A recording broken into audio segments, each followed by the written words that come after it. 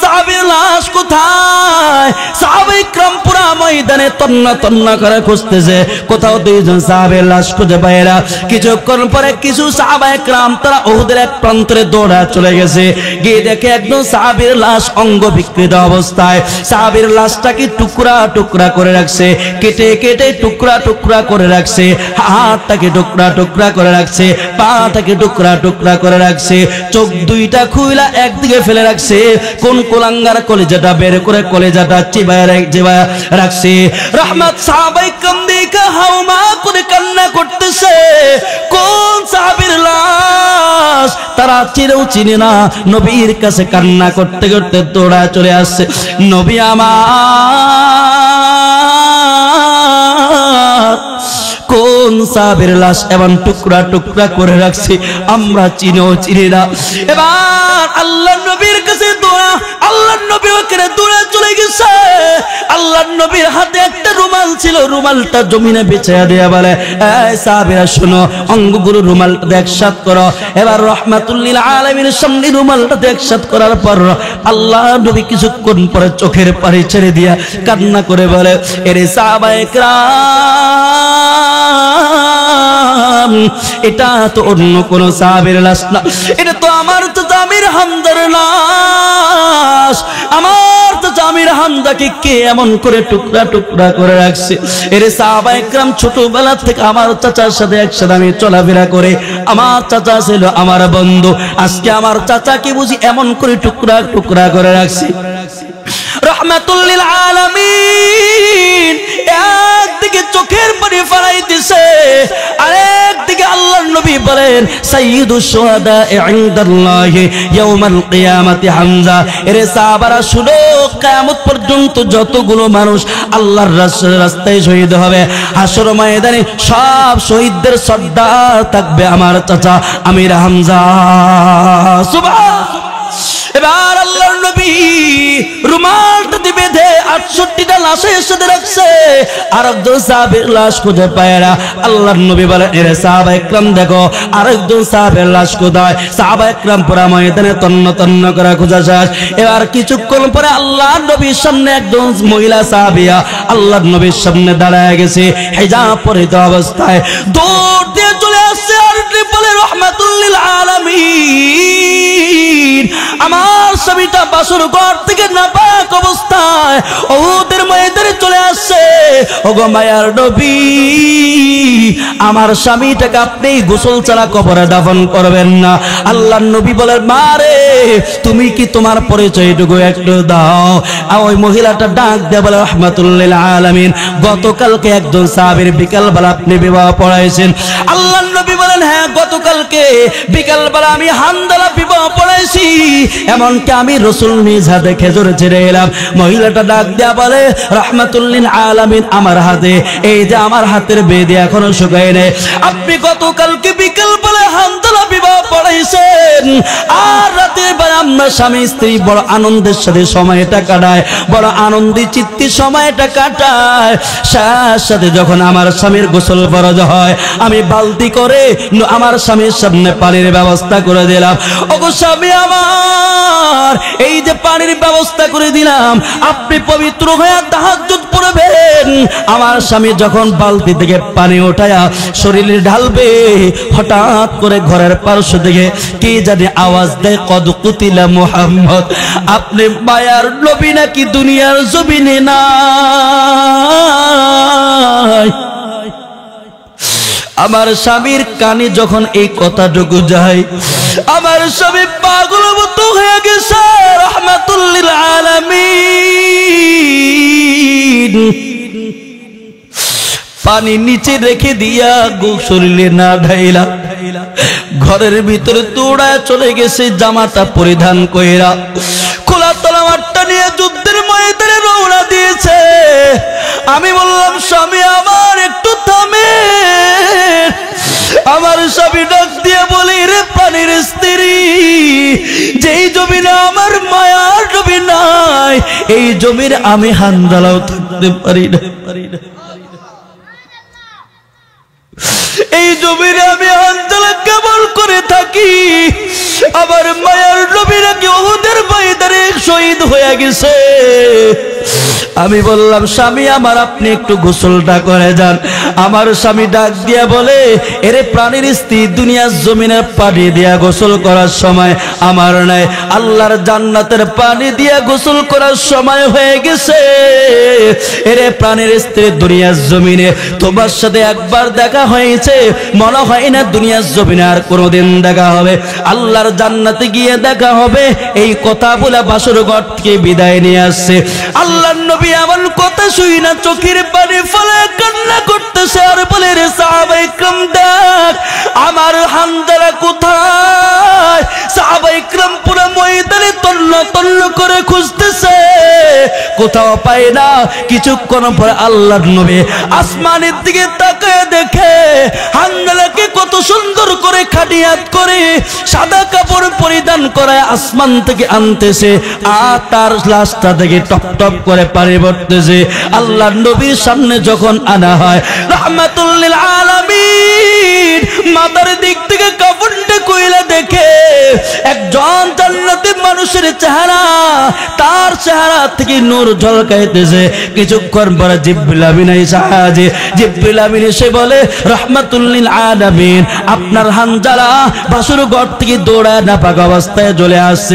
আপনি মায়ার নবীর মহব্বতে আপনি নাকি দুনিয়ার জমিনে নাই, যুদ্ধ করতে করতে একসময় শহীদ হয়ে গেছে। এইদিকে আল্লাহ তাআলা তৃতীয় আসমানের ফেরেশতাদেরকে বলে হে ফেরেশতারা আয় আয় আমার হানজালা কি দুনিয়ার জমিনে পানি দিয়ে গোসল দিবে না, আমার হানজালা কি তৃতীয় আসমানের জান্নাতের পানি দিয়ে গোসল দিয়ে আমার হাবিবের কাছে পেশ কর। আল্লাহু আকবার। মা আনতা বিনিআমাতি রাব্বিকা বিমাজনুন। আমার আপনার নবী রাহমাতুল লিল আলামিন নবুয়ত পাওয়ার পর মক্কার সমস্ত মানুষগুলাকে একসাথে এইভাবে বসায়া কালিমার দাওয়াত দেওয়া শুরু করেছেন। আমার আপনার নবী বলেন ইয়া আইয়ুহান নাস কুলু লা ইলাহা ইল্লাল্লাহ তুফলিহুন। হে মানুষ তোমরা বলো আল্লাহ ছাড়া কোনো মাবুদ নাই, আমি মুহাম্মদ তোমাদের নবী। যদি এই কথা মানতে পারো তাহলে দুনিয়া তো সফল কাম, আখিরাত তো সফল কাম। আমার আপনার নবী রাহমাতুল লিল আলামিন যখন এইভাবে কালিমার দাওয়াত দেওয়া শুরু করেছে মক্কার কিছু মানুষ আমার আপনার নবীর বিরুদ্ধে দাঁড়িয়ে গেছে। আমার আপনার নবীকে পাগল বলতে দ্বিধাবোধ করে নাই, আমার আপনার নবীকে জাদুঘর বলতে দ্বিধাবোধ করে নাই, আমার আপনার নবীকে গণক বলতে দ্বিধাবোধ করে নাই। আল্লাহর নবী বলেন আমি মানুষকে বলে কোরআনের কথা জান্নাতের পথ দেখায়, আর মানুষ আমাকে বলে পাগল। সঙ্গে সঙ্গে আল্লাহ তাআলা এই আয়াত নাজিল করে দিয়া বলেন হে নবী আপনি কিন্তু পাগল নয়, বরং যারা আপনাকে পাগল বলে তারাই হলো পাগল। ঠিক কিনা বলেন? হে নবী আপনি কিন্তু পাগল নয়।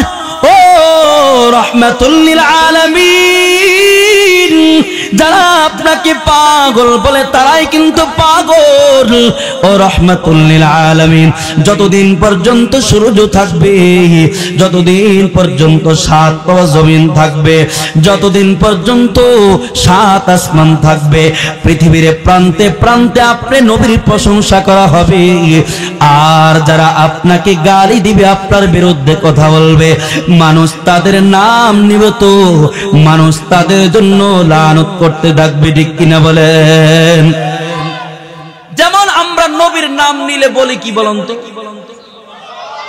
সবাই বলেন, জোরে বলেন, জোরে বলেন সাল্লাল্লাহু আলাইহি ওয়াসাল্লাম। আল্লাহ আমার নবীর উপর যত শান্তি আর রহমত আছে তুমি বর্ষণ করে দাও। সুবহানাল্লাহ। দুরূদ শরীফ পড়েছি তো আমাদের লাভ হয়েছে তিনটা। এক নাম্বার আমাদের 10টা গুনাহ মাফ হয়ে গেছে। 2 নাম্বার আমাদের আমলনামায় 10টা সওয়াবও লেখা হয়ে গেছে। 3 নাম্বার আমাদের উপর আল্লাহ আসমান থেকে 10টা রহমত নাজিল করে দিয়েছে।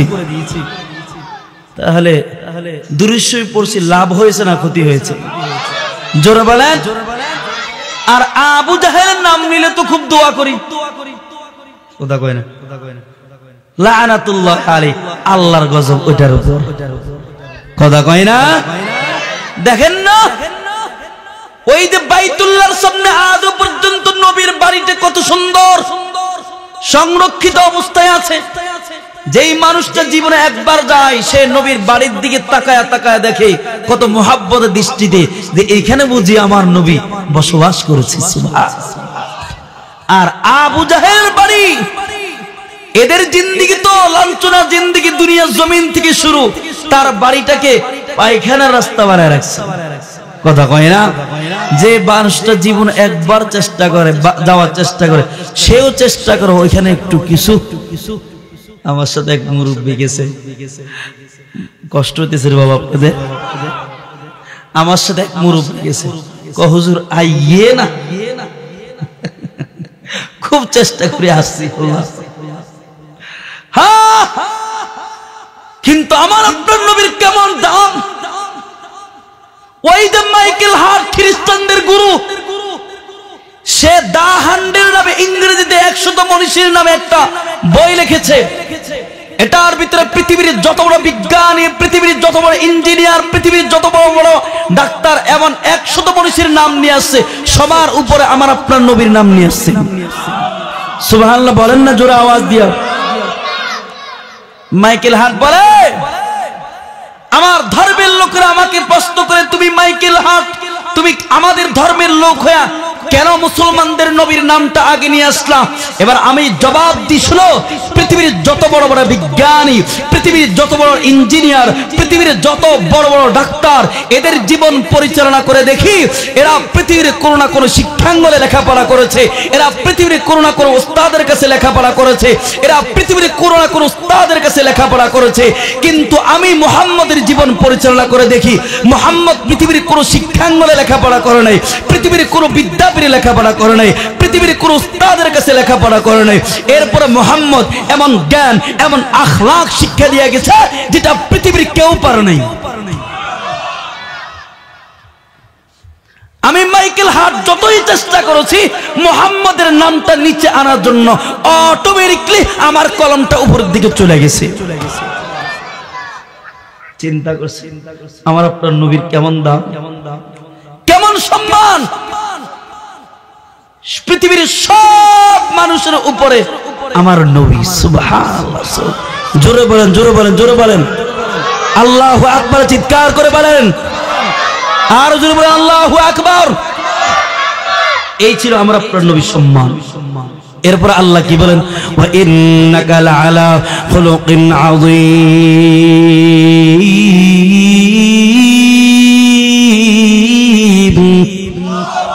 আর জোরে বলেন আল্লাহু আকবার। ওয়া ইন্নাকা লাআলা খুলুকিন আযীম।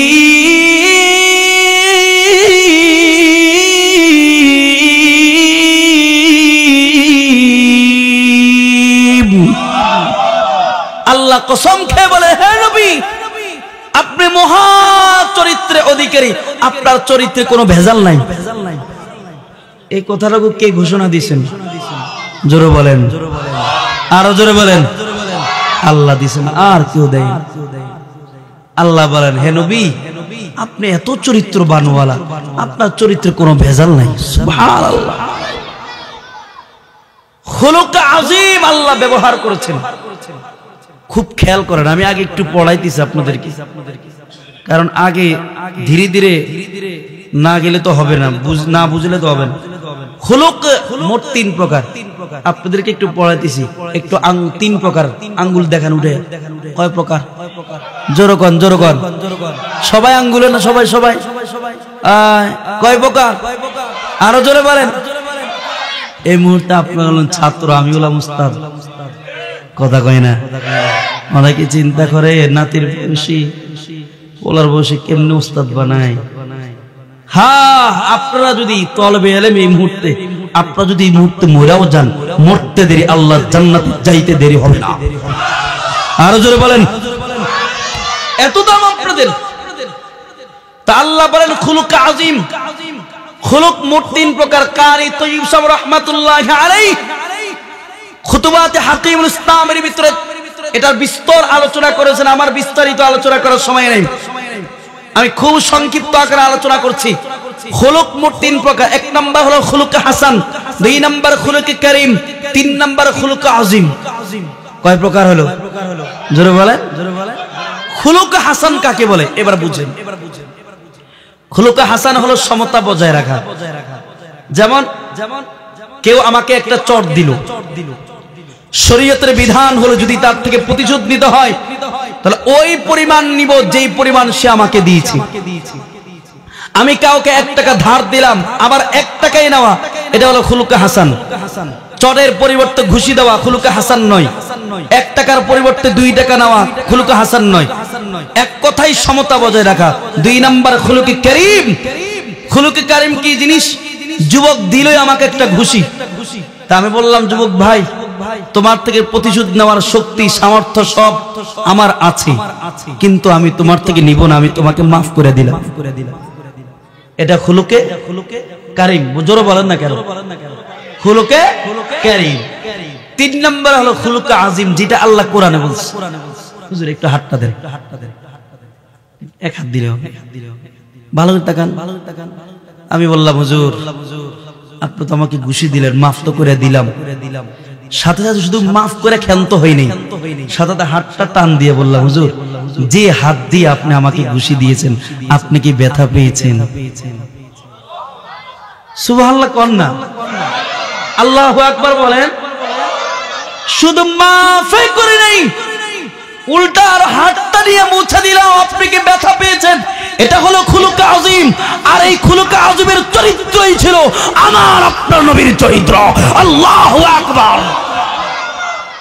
শুধু মাফই করে নাই, উল্টা গিয়ে খেদমত করে আসছে। যেমন মদিনার একজন ইহুদিয়া আমার আপনার নবীর গায়ে ময়লা পানি নিক্ষেপ করত, আমার আপনার নবীকে কষ্ট দিত, আমার আপনার নবীর জন্য রাস্তা কাটা বিছিয়ে রাখতো, প্রতিদিন এইভাবে আমার আপনার নবীকে কষ্ট দিত। কয়েকদিন পরে মহিলাটা অসুস্থ হয়ে পড়ে। আল্লাহর নবী জিজ্ঞাসা করেছে, ও সাহাবা ইকরাম, যেই মহিলাটা আমার গায়ে ময়লা পানি নিক্ষেপ করতো কোথায়? ইয়া রাসূলুল্লাহ অসুস্থ হয়ে পড়েছে। আল্লাহর নবী এই কথা শোনার সঙ্গে সঙ্গে হযরত আবু বকর সিদ্দিক রাদিয়াল্লাহু তাআলা করিয়া ওই মহিলার বাড়িতে হাজির হয়ে গেছে। মহিলার ঘরে বৃদ্ধা মহিলা, তার একজন যুবতী মেয়ে, এই ছাড়া আর কেউ নেই। আল্লাহর নবী গিয়ে দরজায় নক করেছে। নক করার সাথে সাথে ভিতরে দরজাটা খুলে দেখে ওই মেয়েটা এসে দরজাটা খুলছে। এসে দেখে এমন একজন ব্যক্তি হাজির, যেই ব্যক্তিকে তার মা কষ্ট দিয়েছে, যেই ব্যক্তিকে তার মা ময়লা পানি নিক্ষেপ করতো, যেই ব্যক্তির জন্য তার মা কাটা বিছিয়ে রাখতো। সে ভয় পেয়ে গেছে, মনে হয় আজকে আমার মা থেকে প্রতিশোধ নেওয়ার জন্য চলে আসছে, আমার মার মনে হয় আজকে দুনিয়ার জমিন থেকে বিদায়ের পালা। দৌড় দিয়ে মার কাছে চলে গেছে, মা যে মুহাম্মদকে তুমি কষ্ট দিয়েছো ওই মুহাম্মদ তো হাজির হয়ে গেছে, আজকে তোমার দুনিয়ার জমিন থেকে বিদায়ের পালা। দুইজনে থরথর করে কাঁপছে। আল্লাহর রাসূল কোন রকম অনুমতি নিয়ে ভিতরে গেছে। ভিতরে গিয়ে দেখে দুইজনে ভয়ে কাঁপছে। আল্লাহর নবী জিজ্ঞাসা করেছে, মা তুমি মনে হয় ভয় পাচ্ছ যে আমি তোমার থেকে প্রতিশোধ নেওয়ার জন্য আসছি? না মা, আমি তোমার থেকে প্রতিশোধ নেওয়ার জন্য আসি নাই, আমি শুনছি তুমি নাকি অসুস্থ, আমি তোমার খেদমতের জন্য চলে আসছি। মহিলাটা চোখের পানি দিয়ে ছেড়ে দিয়ে চিৎকার করে বলে, ও মুহাম্মদ, আজকে 1 সপ্তাহ পর্যন্ত আমি অসুস্থ, আমার রক্তের কোন আত্মীয় পর্যন্ত 1 সেকেন্ডের জন্য আমাকে দেখতে আসে নাই, আমার কোন পাড়া প্রতিবেশী আমাকে দেখতে আসে নাই, আমার খাওয়া নাই দাওয়া নাই, আমি অসুস্থ মুমূর্ষু অবস্থায় ঘরে পড়ে আছি, আর তুমি আমার খেদমতের জন্য চলে আসছো। আমি তোমাকে এত কষ্ট দেওয়ার পর তার মানে তুমি সত্যিকারী নবী, তোমার নবুয়তের ভিতরে কোনো সন্দেহ নাই। ও মুহাম্মদ, আর দেরি নয়, এখনো তুমি আমাকে কালিমা পড়া মুসলমান বানিয়ে দাও। এই ছিল আমার আপনার নবীর আখলাক, এই ছিল আমার আপনার নবীর চরিত্র। একদিন তো এমন হয়েছে, আল্লাহ রাসূল যুদ্ধ করে আয়েশা একটা বাবলা গাছ, আরবে বাবলা গাছ আছে, এই বাবলা গাছের নিচে একটু ঘুমাইছেন। শরীরটা ক্লান্ত তো নবীর, তো ঘুমায় তার তলোয়ারটা গাছের উপরে এভাবে ঝুলাই রাখছে, নিচে ঘুমাচ্ছেন। হঠাৎ করে এক ইহুদি চলে আসছে। ইহুদি বলে আজকে সুযোগ মুহাম্মদকে হত্যা করার। তলোয়ারটা হাতে নিয়ে এবার আল্লাহ রাসূলকে বলে, মাইয়ামনাকা বিন্নি, মুহাম্মদ বলো আজকে তোমাকে আমার হাত থেকে কে রক্ষা করবে? রাসূল তো আল্লাহর উপর তাওয়াক্কুল আছেই যে আল্লাহ আমাকে রক্ষা করবে। আল্লাহ রাসূল 3 বার আল্লাহ শব্দ উচ্চারণ করেছেন। মান ক্বালা ক্বালা আল্লাহ আল্লাহ আল্লাহ সালাসা মাররাতিন, 3 বার আল্লাহ শব্দ উচ্চারণ করেছে। নবীর জবান থেকে যখন আল্লাহ শব্দ বের হয়েছে, এটার পাওয়ার আছে তো? এই কথা কই না, এটার পাওয়ার আছে। এই শব্দ উচ্চারণ করার সাথে সাথে ইহুদির ভিতরে জালজালা শুরু হয়ে গেছে, পুরো শরীর কাঁপতেছে, কাঁপতে কাঁপতে ওই ইহুদির হাত থেকে তলোয়ারটা নিচে পড়ে গেছে। এবার আল্লাহ রাসূল তলোয়ারটা উঠাইয়া বলে মাইয়ামনাহুকা মিন্নি, এবার তুমি বলো তোমারকে আমার হাত থেকে কে রক্ষা করবে? ইহুদি তো আল্লাহর প্রতি বিশ্বাস নাই, সে বলে মুহাম্মদ তুমি রক্ষা করবা। আল্লাহ রাসূল তো আখলাকওয়ালা, মাফ করে দিয়েছে। এবার ওই ইহুদি যুবক বলে মুহাম্মদ আমি আপনাকে হত্যা করার সুযোগ হয়নি, এই জন্য হত্যা করতে পারিনি, আর আপনি সুযোগ পায় আমাকে হত্যা করেন নাই, তার মানে আপনি নবী, এত সুন্দর আখলাক, আর দেরি নয় আপনি মুহাম্মদ, এখন আমাকে কালিমা পড়া মুসলমান বানিয়ে দেন। এই ছিল আমার আপনার নবীর আখলাক, এই ছিল আমার আপনার নবীর ভালোবাসা। কিন্তু বড় দুঃখ আর পরিতাপের বিষয়, এই নবীর আখলাকের উপর, এই নবীর আখলাকের উপর কিছু কুলাঙ্গার আর নাস্তিকেরা আঘাত করার চেষ্টা করেন। কথা কয় না, জোরে বলেন। আমার নবীকে বলে সন্ত্রাস। নাউজুবিল্লাহ প্যাকেট ভরে রেখে দেন, বাড়ি থেকে বোর কাছে ছাইরেন। আর জোরে কান, আমার নবী সন্ত্রাস ছিল, জোরে বলেন। ইদানিং কালে ইসকনের এক কুলাঙ্গার বাচ্চা আমার নবীকে সন্ত্রাস বলে গালি দিয়েছে। নাউজুবিল্লাহ কোন আমার নবী কি সন্ত্রাস ছিল? আরেক কুলাঙ্গার আমার নবীকে বলে নারী লোভী, জোরে বলতে হবে। আরেক কুলাঙ্গার আমার নবীকে বলে সম্পদের লোভী। আরেক কুলাঙ্গার শোন, তোমাদের থেকে বড় বড় সেই সন্ত্রাসরা আমার নবীর কাছে নারীর অফার দিয়েছে, বাদশাহিতের অফার দিয়েছে, কত অফার দিয়েছে। আমার নবী বলে আমি কোনো কিছুই মানি না, কোনো কিছুর প্রয়োজন নাই, আমি এক আল্লাহকে নিয়ে আছি, আমার উম্মতে মুহাম্মাদীকে জাহান্নাম থেকে বাঁচানোর জন্য এটাই হলো আমার সবচেয়ে বড় কামনা। আরে কুলাঙ্গার, এই নবীর ইজ্জত রক্ষার জন্য সেই বদর যুদ্ধে আমরা রক্ত দিয়েছি, উহুদের ময়দানে আমরা রক্ত দিয়েছি, সেই সাপ্তাহে আমরা রক্ত দিয়েছি। খোদার কসম করে বলছি, আমার নবীর ইজ্জত দিয়ে যদি খেলনা করো আমরা কখনো মানতে পারি না। আমি তো মাঝে মধ্যে বলি আমার বাবাকে গালি দিতে পারো, এটা আমি সহ্য করে নিব, আমার মাকে গালি দিতে পারো আমি সহ্য করে নিব, কিন্তু আমার নবীকে নিয়ে গালি দিবা এটা কখনো মানতে পারি না। ঠিক কিনা বলেন? কখনো মানতে পারি না। কত বড় সাহস, আমার নবীকে বলে সন্ত্রাস। হ্যাঁ, এরা সুযোগ পাইতো না যদি এই দেশটাকে ইসলাম দিয়ে সাজানো হতো। জোরে বলেন, যদি এই দেশটাকে ইসলাম দিয়ে সাজানো হতো। কারণ শরীয়তের বিধান হলো মান সাব্বা নাবিয়ান ফাকতুলু, যেই নবীকে গালি দিবে তার গর্দান উড়িয়ে দাও। যদি এই দেশটায় কোরআন মোতাবেক সাজানো হতো, তার এই বাংলাদেশে কোন নাস্তিক আর মুরতাদ আমার নবীর বিরুদ্ধে কথা বলতে পারতো না, উলামা ইকরামদের বিরুদ্ধে কথা বলতে পারতো না, ইসলাম নিয়ে কোনো কটূক্তি করতে পারতো না। ঠিক কিনা বলেন? তাহলে এখন এই দেশটাকে ইসলাম দিয়ে সাজানোর প্রয়োজন আছে কিনা? জোরে বলেন। এইদিকে আমাদের উলামা ইকরাম খুব চেষ্টা করছে এই দেশটাকে সুন্দরভাবে ইসলাম দিয়ে সাজানো, কিন্তু এখনো বৈষম্য কিন্তু দূর হয় নাই। কেউ বলে, একজন বলে এই দেশে মৌলবীরা কি করবে? এতদিন 16 বছর পর্যন্ত উলামা ইকরাম নির্যাতিত হয়েছে। কথা কয় না গা? দীর্ঘ 16টা বছর পর্যন্ত উলামা ইকরামদেরকে আইনা করে রাখছে, জেরে আবদ্ধ করে রাখছে, আর এখন তোমরা আরেকজনের মাথায় কাঁঠাল ভাঙ্গা খাইতে চাও? না না, এই সুযোগ তোমাদেরকে দেওয়া হবে না। ঠিক কিনা বলেন? তাই এইখান থেকে আমরা প্রতিজ্ঞা করতে চাই, এই দেশটাকে ইসলাম দিয়ে সাজাবো। এই দেশ থেকে যখন কোন আমির ডাক দেওয়া হবে, যখন ইসলামের জিন্দার জন্য যখন ডাক দিবে, যেমন সিরিয়া জিন্দা হয়েছে, ইনশাআল্লাহ ফিলিস্তিন জিন্দা হবে, ইনশাআল্লাহ বাংলাদেশ আবার জিন্দা হবে। যখন রক্ত দেওয়ার প্রয়োজন হবে আবার রক্ত দিব। ঠিক কিনা আওয়াজ দিয়ে বলেন রাজেশ? তো ইনশাআল্লাহ, জোর রাজেশ তো ইনশাআল্লাহ।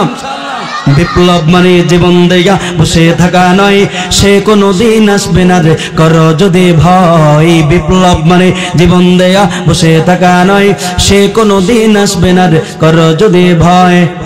আসবে বিজয় রক্ত আর জীবনের বিনিময়, আসবে বিজয় রক্ত আর জীবনের বিনিময়। বিপ্লব মানে জীবন দেয়া বসে থাকা নয়, সে কোনো দিন আসবে না রে করো যদি ভয়। ঠিক কিনা?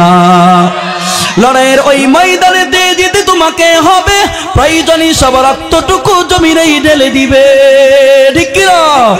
লড়াইয়ের ওই ময়দানে দিয়ে যেতে তোমাকে হবে, প্রয়োজনে সব রক্তটুকু জমিনেই ঢেলে দিবে, তবু তোমায় লড়তে হবে, মানিবে না পরাজয়, তবু তোমায় লড়তে হবে, মানিবে না পরাজয়। বিপ্লব মানে জীবন দেয়া, বসে থাকা নয়, সে কোনো দিন আসবে না রে, করো যদি ভয়, ঠিক কিনা? কোথা থেকে কোন ভিন দেশে সকল আমার দেশে এসে সেবার নামে বসলো জুড়ে মীর জাফরের বেশে, ঠিক কিনা? কোথা থেকে কোন ভিন দেশে সকল আমার দেশে এসে সেবার নামে বসলো জুড়ে মীর জাফরের বেশে। ওদের করতে নাস্তানাবুদ হতে হবে নির্ভয়, ওদের করতে নাস্তানাবুদ হতে হবে নির্ভয়।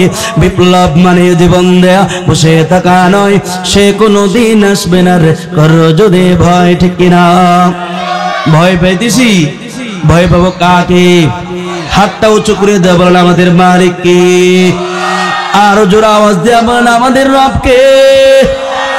এ ভাই, একটা বাচ্চা যখন তার মাকে ডাক দেয়, মা বলে ডাক দেয়, মা এত খুশি হয়ে যায়, এত খুশি হয়ে যায়, আমার বাচ্চা আমাকে মা বলে ডাক দিয়েছে।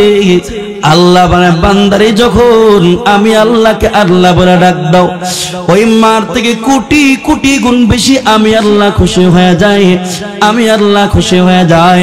এই জন্য আল্লাহকে সন্তুষ্ট করার জন্য আকাশ বাতাস এমন জোরে ডাক দিব যাতে করে আকাশ বাতাস প্রকম্পিত হয়ে যায়। ডাক দেয়া বলেন আমাদের মালিককে, আর জোরে আওয়াজ দিয়ে আমাদের রবকে, আমাদের বাদশাকে। আল্লাহ বলেন, বান্দা আয়, আমি আল্লাহ তোমাকে কত মায়া করে, আমি আল্লাহ কত মোহাব্বত করে। আরে বান্দা, এই মায়া করে তো আমি আল্লাহ আমার নবীকে, আমার হাবিবকে দুনিয়ার জমিনে পাঠিয়েছি। রহমাতুল লিল আলামিন তো আমাদের প্রতি এত মায়া, এত মায়া। আরে ভাই, আল্লাহর নবী বলেন, দেখো আমি তোমার প্রতি কেমন মায়া। ওই মালিকের মতো একজন মালিক যখন কোথাও আগুন জ্বালায় আর আগুনে ঝিঝি পোকাগুলো এসে পড়ার উপক্রম হয়, ওই মালিক কি করে? আগুন এইভাবে বাতাস দিয়ে দিয়ে শুধু এইভাবে পোকাগুলোকে দূরে সরায় দেয় যাতে করে পোকাগুলো আগুনে না পড়ে যায়।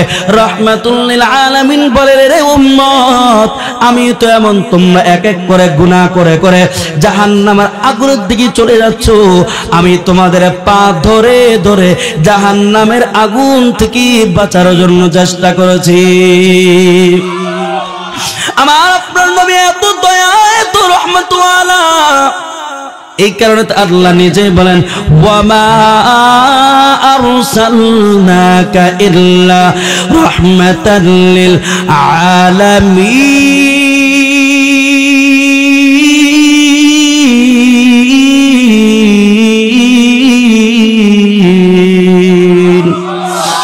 শুধু মজুদাস রহমাতাল লিল আলামিন, মসজিদে ওষুধ হামারো এ জমিন, সাইয়্যিদুল কাওনাইন খাতমুল মুরসালিন, আখিরা মদবুদ ফখরুল আউয়ালিন।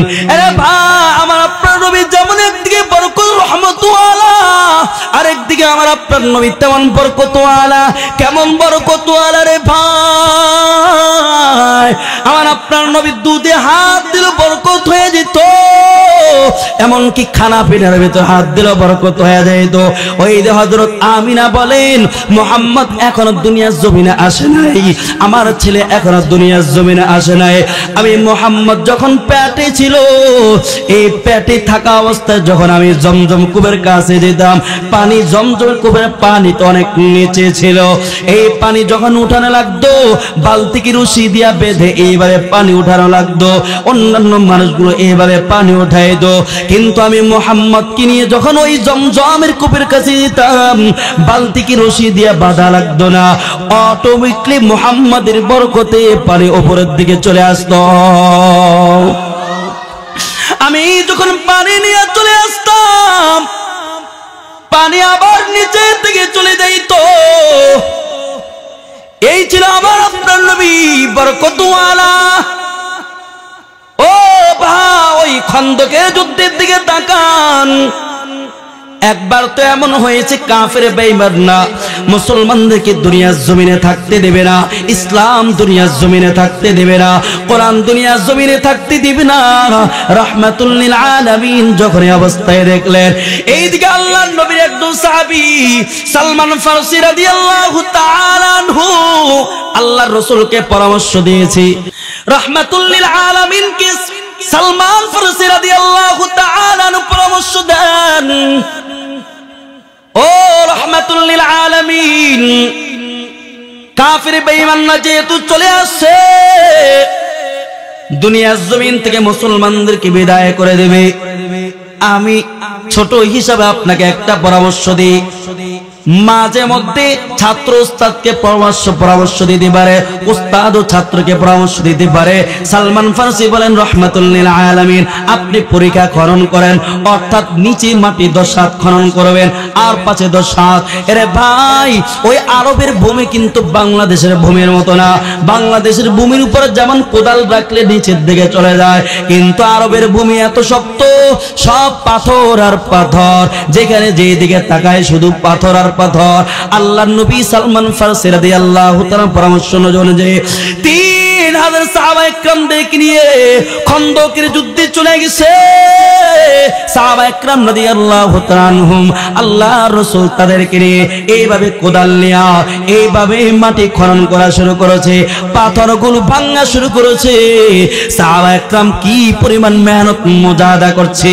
1 সপ্তাহ পর্যন্ত সাহাবায়ে কেরামদের খাওয়া নাই, 1 সপ্তাহ পর্যন্ত সাহাবায়ে কেরামদের পেটে কোনো পানি নাই। সাহাবায়ে কেরাম খেয়ে না খেয়ে তারা এমন মেহনত মুজাহাদা করে যাচ্ছে, রাহমাতুল লিল আলামিনও মেহনত করে যাচ্ছে। সাহাবায়ে কেরামদের কোনো খাবার নাই, সাহাবায়ে কেরাম একটা খেজুর খেয়ে দিন পার করতেছে। একজন সাহাবী তো এমন হয়েছে, পেটে ক্ষুধার কারণে পেটে পাথর বাইদা নবীর সামনে দাঁড়িয়ে বলে, রাহমাতুল লিল আলামিন, পেটে ক্ষুধার কারণে আমি পেটে পাথর বেঁধেছি। আল্লাহর নবী তাকে সান্ত্বনা দেওয়ার জন্য আল্লাহর নবী এইভাবে জামাটা উল্টা বলে, এরে সাহাবী, তুমি একটা পাথর বেঁধেছো, আর আমি নবী পেটে ক্ষুধার কারণে 2টা পাথর বেঁধেছি। এইদিকে আল্লাহর রাসূলের একজন সাহাবী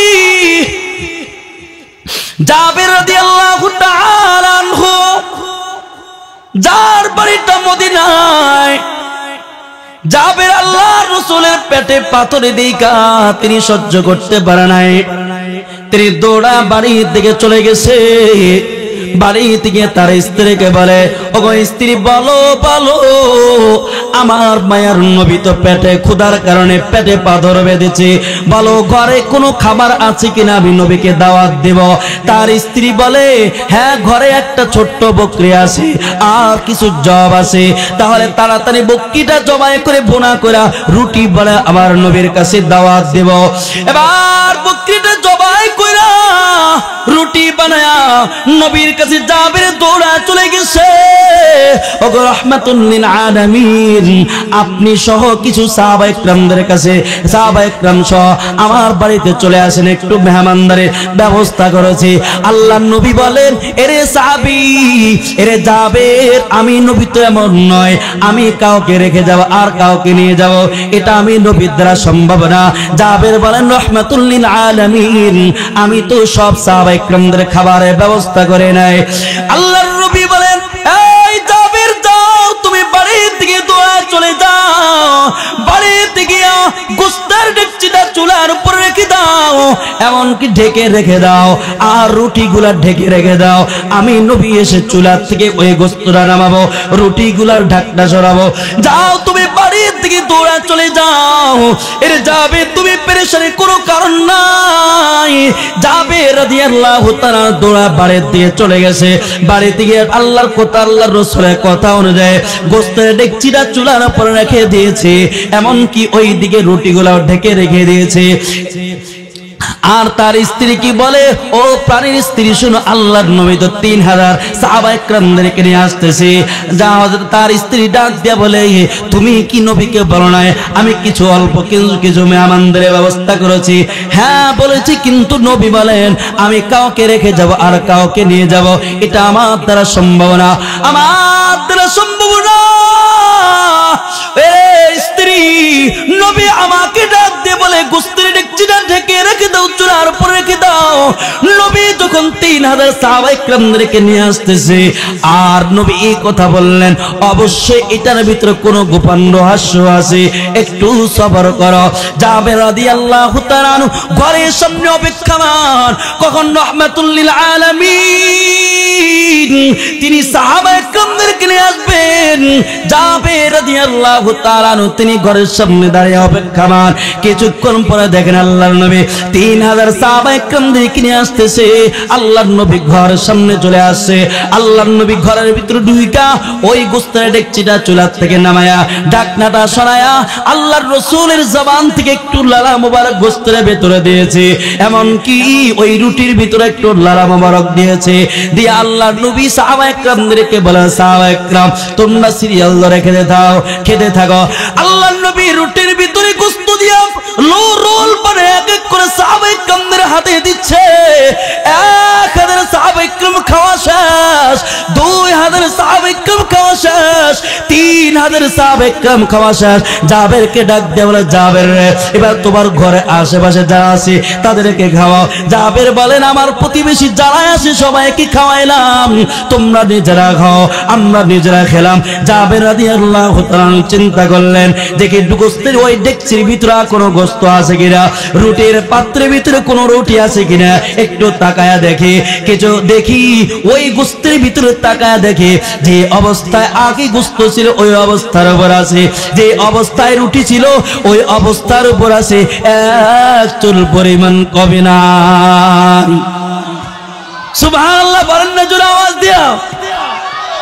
এই ছিলেন যুবক ভাই, এই ছিলেন আমার আপনার নবী বরকত আলা।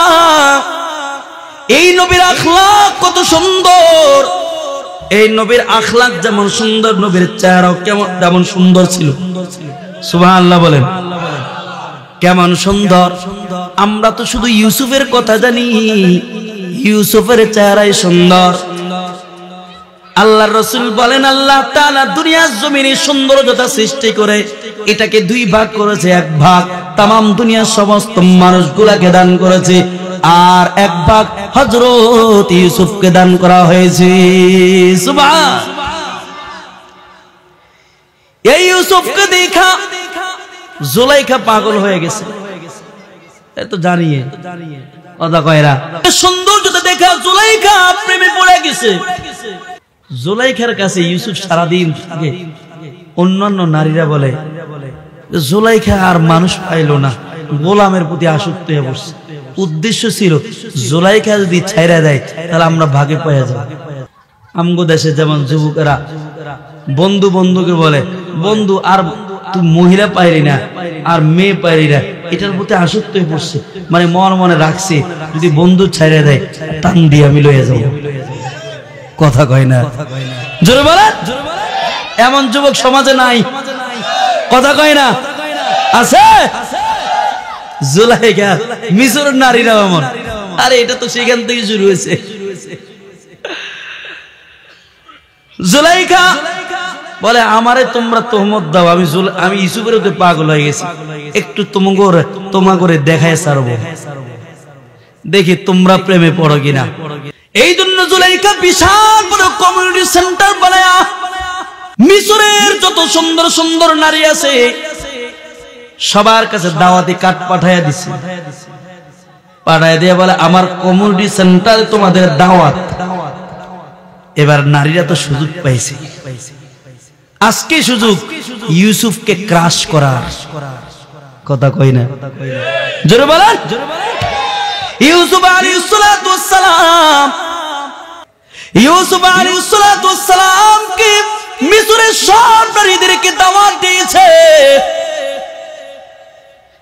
আর ইউসুফ আলাইহিস সালাতু ওয়াস সালামকে কমিউনিটি সেন্টারের একটা ছোট্ট রুমের ভিতরে রাইখা বলে, ইউসুফ যখন তোমাকে বের হতে বলবো তখন তুমি বের হইবা, এর আগে বের হতে পারবা না, সাবধান।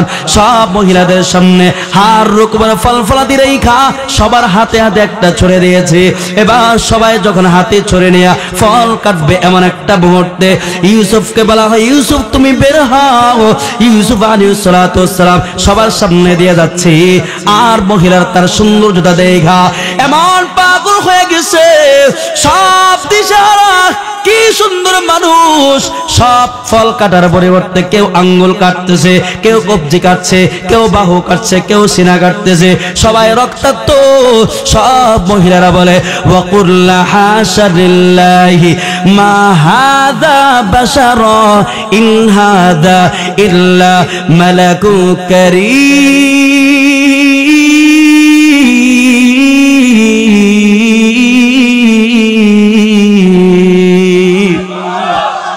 সব মহিলারা এক বাক্যে বলে, মানুষ কি এত সুন্দর?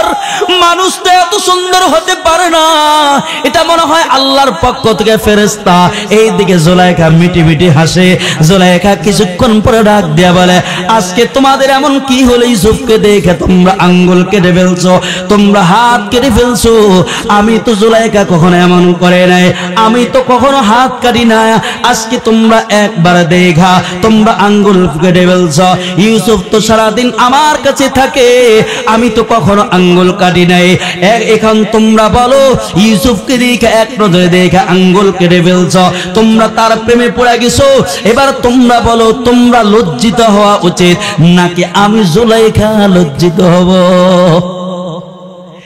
এই কথা বলার সঙ্গে সঙ্গে মহিলা লা জবাব, কোন উত্তর নাই, মাথাটা নোয়াই নিচের দিকে বসে রয়েছে। হায় হায় কি করলাম, ইউসুফ এত সুন্দর। সুবহানাল্লাহ। আরো জোরে কান। নবীকে দেখা ইউসুফকে দেখা মিসরের নারীরা হাত কেটে ফেলছে। আর আমার আপনার নবী কত সুন্দর। আম্মা জান আয়েশা সিদ্দিকা রাদিয়াল্লাহু তাআলা আনহা বলেন, ও জুলাইখা, যদি জুলাইখা ছিল না, জুলাইখাকে উদ্দেশ্য করে বলে, জুলাইখা রে, তোমরা ইউসুফকে দেখে আঙ্গুল কেটে ফেলছো, হাত কেটে ফেলছো। আর যদি আমার মাসুক প্রেমিককে দেখতা, আমার নবীকে দেখতা, তাহলে তোমরা আঙ্গুল না, তোমাদের কলিজা পর্যন্ত কেটে ফেলতা। লানা শামসুন ওয়ালিল আফাকি শামসুন ওয়া শামসি খায়রুম মিন শামসিস সামাই ফাইন্নাশ শামসা তাতলু বা'দা ফাজরিন ওয়া শামসি তাতলু বা'দাল ইশাই। এইজন্য ভাই আমি শেষ পর্যায়ে চলে আসছি, যেহেতু হুজুর চলে আসছেন, আমি আর সামনের দিকে অল্প সময় আমি সময় নেব। এই সাহাবায়ে কিরাম নবীর জন্য জীবন দিয়েছে, নবীর জন্য সাহাবায়ে কিরাম এত পাগল, এত পাগল। ওই যে উহুদের ময়দানে সাহাবায়ে কিরাম নবীর জন্য জীবন দিয়েছে, যে উহুদের ময়দানে সামান্য একটু ভুলের কারণে সাহাবায়ে কিরাম মুসলমানরা পরাজয় লাভ করেছে।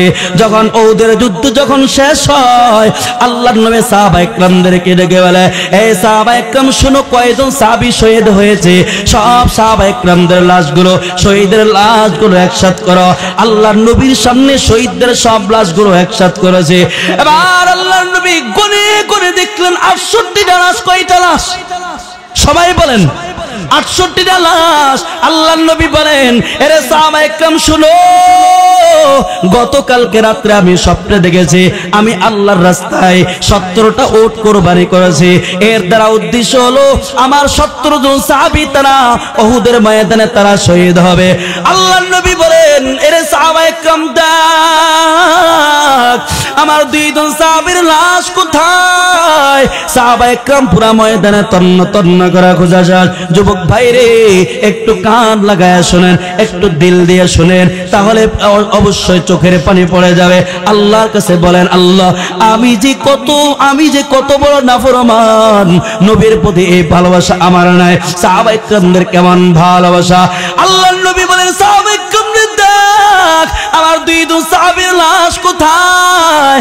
সাহাবায়ে کرام পুরা ময়দানে তন্না তন্না করে খুঁজতেছে, কোথাও দুইজন সাহাবীর লাশ খুঁজে পায় না।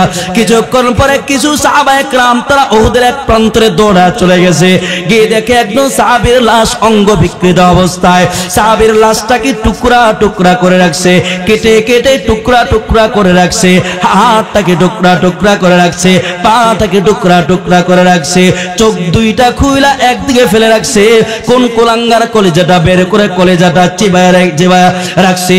রহমত সাহাবায়ে کرام দেখে হাওমা করে কান্না করতেছে। কোন সাহাবীর লাশ তারা চিরেও চিনে না, নবীর কাছে কান্না করতে করতে দৌড়া চলে আসছে। নবী আমার কোন সাহাবীর লাশ এমন টুকরা টুকরা করে রাখছে, আমরা চিনেও চিনি না। এবার আল্লাহর নবীর কাছে দৌড়া, আল্লাহর নবী ওখানে দৌড়ে চলে গেছে। আল্লাহর নবীর হাতে একটা রুমাল ছিল, রুমালটা জমিনে বিছায়া দেয়া বলে, এই সাহাবীরা শোনো, অঙ্গগুলো রুমালটা একসাথ করো। এবার রাহমাতুল লিল আলামিনের সামনে রুমালটা একসাথ করার পর আল্লাহর নবী কিছুক্ষণ পরে চোখের পানি ছেড়ে দিয়া কান্না করে বলে, এরে সাহাবায়ে کرام, এটা তো অন্য কোন সাহাবীর লাশ না, এটা তো আমার চাচা আমির হামজার লাশ। আমার চাচা আমির হামজাকে কে এমন করে টুকরা টুকরা করে রাখছে? এরে সাহাবায়ে کرام, ছোটবেলা থেকে আমার চাচার সাথে একসাথে আমি চলাফেরা করে, আমার চাচা ছিল আমার বন্ধু, আজকে আমার চাচাকে বুঝি এমন করে টুকরা টুকরা করে রাখছে। রহমাতুল লিল আলামিন একদিকে চোখের পানি ফেলাইতেছে, আরেকদিকে আল্লাহর নবী বলেন, সাইয়্যিদুশ শুহাদা ইনদাল্লাহি ইয়াউমাল কিয়ামাতি হামজা। এরে সাহাবারা শুনো, কিয়ামত পর্যন্ত যতগুলো মানুষ আল্লাহর রাস্তায় শহীদ হবে, হাসর ময়দানে সব শহীদদের সর্দার থাকবে আমার চাচা আমির হামজা। সুবহানাল্লাহ। এবার আল্লাহর নবী রুমালটা দিয়ে বেঁধে 68টা লাশের সাথে রাখছে, আরেকজন সাহাবীর লাশ খুঁজে পায় না। আল্লাহর নবী বলেন, এরে সাহাবায়ে کرام দেখো আরেকজন সাহাবীর লাশ কোথায়? সাহাবায়ে کرام পুরা ময়দানে তন্ন তন্ন করে খোঁজা শেষ। এবার কিছুক্ষণ পরে আল্লাহর নবীর সামনে একজন মহিলা সাহাবিয়া আল্লাহর নবীর সামনে দাঁড়ায় গেছে, হিজাব পরিহিত অবস্থায় দৌড় দিয়ে চলে আসছে, আর বলে, রাহমাতুল লিল আলামিন, আমার স্বামীটা বাসর ঘর থেকে নাপাক অবস্থায় উহুদের ময়দানে চলে আসছে। ওগো মায়ার নবী, আমার স্বামীটাকে আপনি গোসল ছাড়া কবরে দাফন করবেন না। আল্লাহর নবী বলেন, মারে তুমি কি তোমার পরিচয়টুকু একটু দাও। আর ওই মহিলাটা ডাক দিয়ে বলে, রাহমাতুল লিল আলামিন, গতকালকে একজন সাহাবীর বিকালবেলা আপনি বিবাহ পড়াইছেন। আল্লাহর নবী বলেন, হ্যাঁ গতকালকে বিকালবেলা আমি হানজালা বিবাহ পড়াইছি, এমনকি আমি রাসূল নিজ হাতে খেজুর ছিঁড়ে এলাম। মহিলাটা ডাক দিয়া বলে, রাহমাতুল লিল আলামিন, আমার হাতে এই যে আমার হাতের বেদে এখনো শুকায় নাই, আপনি গতকালকে বিকালবেলা হানজালা বিবাহ পড়াইছেন, আর রাতের বেলা আমরা স্বামী স্ত্রী বড় আনন্দের সাথে সময়টা কাটায়, বড় আনন্দে চিত্তে সময়টা কাটায়। সাথে যখন আমার স্বামীর গোসল ফরজ হয়, আমি বালতি করে আমার স্বামীর সামনে পানির ব্যবস্থা করে দিলাম। ওগো স্বামী আমার, এই যে পানির ব্যবস্থা করে দিলাম, আপনি পবিত্র হয়ে তাহাজ্জুদ পড়বেন।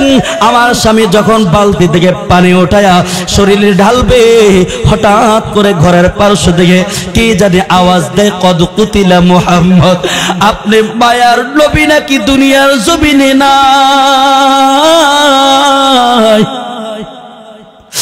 আমার স্বামীর কানে যখন এই কথাটুকু যায়, আমার স্বামী পাগল মতো হয়ে গেছে।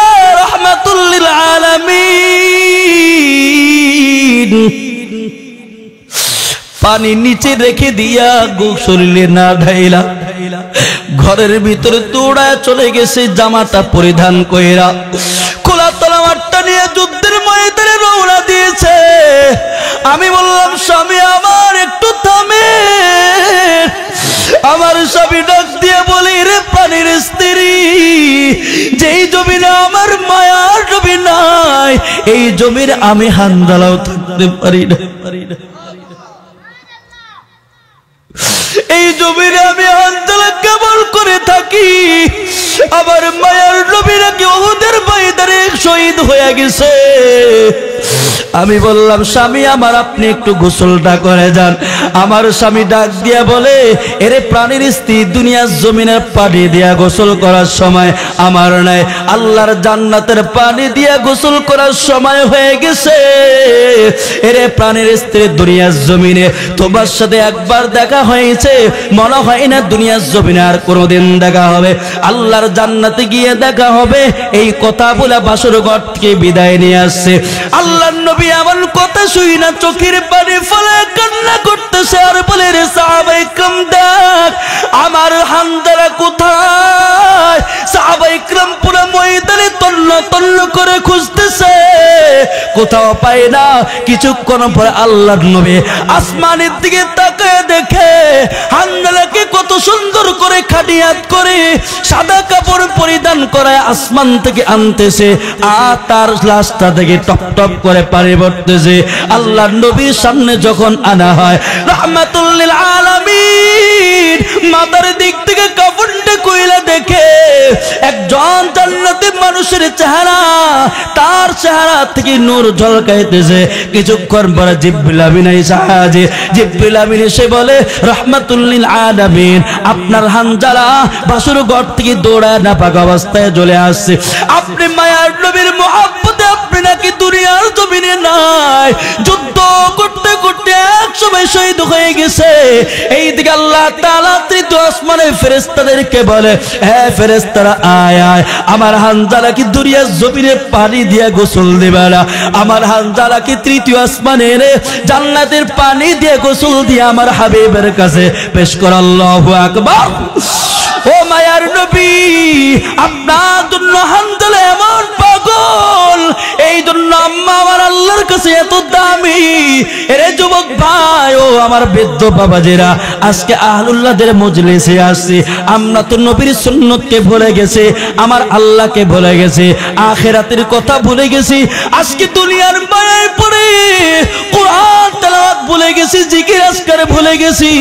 এই জন্য আজকে মজলিস থেকে ওয়াদা করে যান আল্লাহ গুনাহ করে করে আমার চোখটা নাপাক হয়ে গেছে, আমার জবানটা নাপাক হয়ে গেছে। আমার পরেই মুহাম্মদ নানুপুরি দামাত বারাকাতুহু তিনি বয়ান করবেন, তার হাতে হাত রেখে আল্লাহর কাছে দোয়া করব আল্লাহ আর জীবনে কোনোদিন গুনাহ করব না, আর কোনোদিন নামাজ ছাড়ব না, মা বাবাকে কষ্ট দিব না, উলামা ইকরামদের বিরুদ্ধে কথা বলবো না, মা বাবা থাকলে খেদমত করব, আর কোনোদিন শয়তানের রাস্তায় চলবো না, হারাম রাস্তায় চলবো না। কে কে রাজি আছে হাতটা ওটা একটু আল্লাহকে দেখায়া দি। আয় আল্লাহ এই হাতগুলোর দিকে একটু তাকায়া দেখো। আয় আল্লাহ আমরা সবাই তোমার পাগল। আল্লাহ জীবনে কত গুনাহ করেছি, গুনার কারণে চোখটা না পাক হয়ে গেছে। হায় আল্লাহ আমার আশেপাশে আহলুল্লাহরা বসে আছে, আল্লাহ আমার মতো নাখান্দা গুনাহগার আর কেউ নাই। আয় আল্লাহ এখানে দেখো কার চোখে পানি,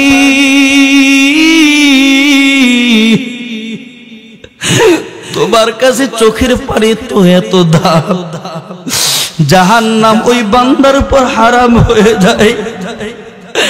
আয় আল্লাহ তোমার কাছে হাতটা বাড়ায় দিলাম, আর কোনোদিন গুনাহ করব না। আল্লাহ আমাদের চোখটা নাপাক হয়ে গেছে, আল্লাহ এই গুনাহ নিয়ে যদি কবরে যায় মাটির দুই দিক থেকে এমন জোরে চাপ, এক পাজরে হাঁটে আরেক পাজরে ঢুকে যাবে। আল্লাহ আল্লাহ এখানে তাকায় দেখো যার চোখে পানি পড়ছে, আল্লাহ তার ওই চোখের পানির উসিলে আমাদের জীবনের সমস্ত গুনাহগার মাফ করে দাও। আল্লাহ আমাদের জীবনের সমস্ত অপরাধগুলো ক্ষমা করে দাও। আল্লাহ আমার প্রধান মেহমান আল্লাহ তিনিও বয়ান করবেন, আল্লাহ তার উসিলায় তিনি মুসাফির মানুষ, তার উসিলায় আমাদের গুনাহগুলো মাফ করে দাও। আল্লাহর কোনোদিন শয়তানের রাস্তায় চলবো না, আল্লাহ তুমি কবুল করে নাও। সবাই বলেন আমিন। আর জোরে চিৎকার দিয়ে আওয়াজ দিয়া বলেন আল্লাহুম্মা আমিন।